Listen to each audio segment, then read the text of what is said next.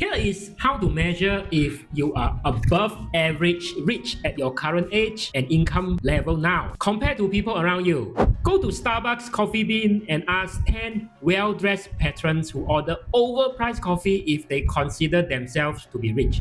9 out of 10 times, they will stare at you with a ridiculous look and wait to see if you are joking before saying, "Of course not. Like, I don't own a mansion or anything. I would say I'm probably upper middle class." Upper middle class is the perfect term, isn't it? After all, when there is always someone richer, you cannot be possibly the rich one, right? Also, nobody wants to be seen as the snobbish upper class, sense the middle. Because the only thing worse than being poor is being perceived as too rich. But you know that you can't just say that you are middle class either, especially when your overpriced latte is equal to 3 meals from Menu Rama. But upper middle class, well, that might just work. It has the impression of the struggle and the hard work you put in to get to where you are today. You earn it to pamper yourself with a cup of glorified caffeine. Yeah,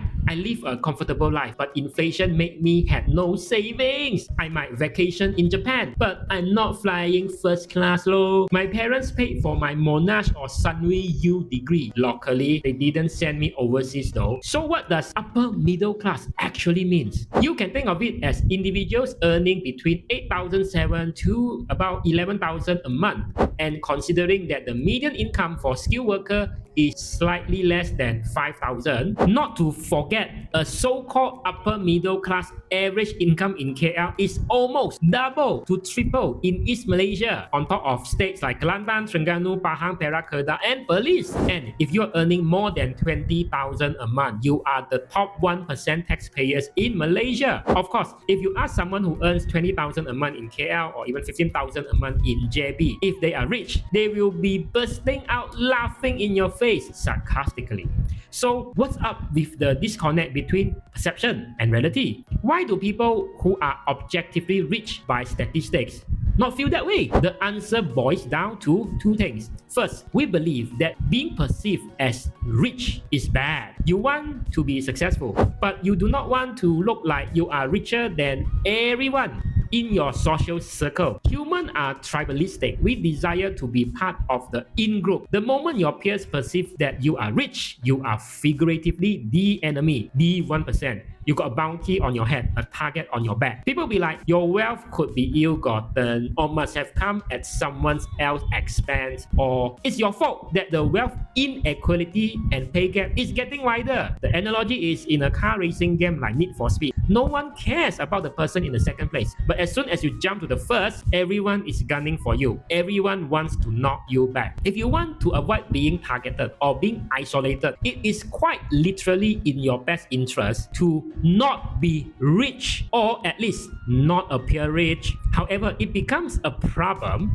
when you continue to upgrade social groups as you draw a higher income, and before you know it, your spending increases at a 1-to-1 rate with your income. And it's no surprise that everyone believes that they are in the upper middle class but struggling financially. Oh, there's a term for that. Henry, high earner, not rich yet. Second, we have a biased perception of wealth and status because we compare ourselves to our closest peers, not to the broader society. Ask you, do you think you would be happier winning a silver or a bronze medal in the Olympics? Logically, silver medal lah, of course, but studies show that bronze medalists are happier than silver. Why? Because silver medalists tend to compare upwards, thinking, I could have won gold. This is called the upper counterfactual thinking, and it leads to less dissatisfaction, more disappointment. Bronze medalists, on the other hand, compare downwards and thought, I almost placed fourth. I'm so happy to even win a medal. Proof. Malaysia Datuk Lee Chong Wei, 3 times Olympic silver medalist. Just look at his facial expressions in 2008 Beijing Olympics, 2012 London Olympics, and 2016 Rio Olympics. If you ever find yourself feeling you are not enough because you are comparing to people ahead of you, remember, perspective is everything. Except you may not realize which way your perspective is pointing at. Be mindful to celebrate how far you have become, just like Datuk Lee. He's already the second best in the world. Thus, My approach in client advisory is always to remind clients you need to optimize your money around your happiness by being the bronze medalist. That is probably the reason I have been getting bucket loads of testimonial over the past decade, which you can check below or in the upper right.